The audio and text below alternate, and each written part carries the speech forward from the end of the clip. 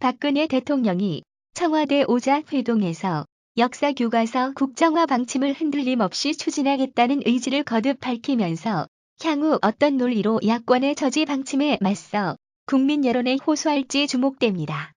박 대통령은 전날 22일 이뤄진 여야 지도부와의 청와대 회동에서 역사교과서 국정화 방침을 놓고 야당이 제기한 문제점에 대해 한치의 물러섬 없이 불가피성을 역설했습니다.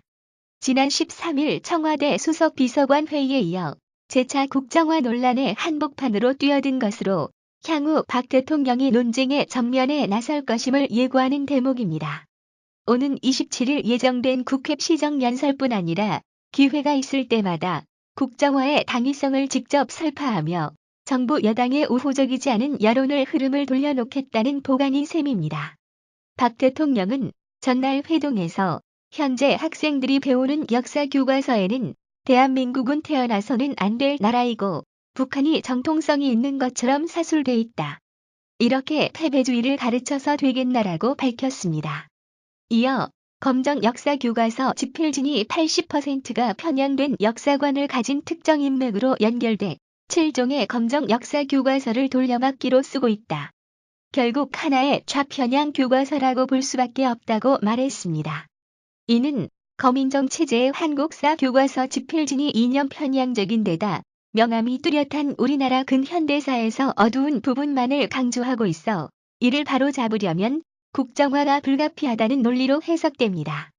박 대통령은 향후 논쟁에서 유신 친일 미화 등 야당이 주장하는 과거 회귀 논리에 맞서 미래지향 프레임을 설정할 것임을 예고했습니다.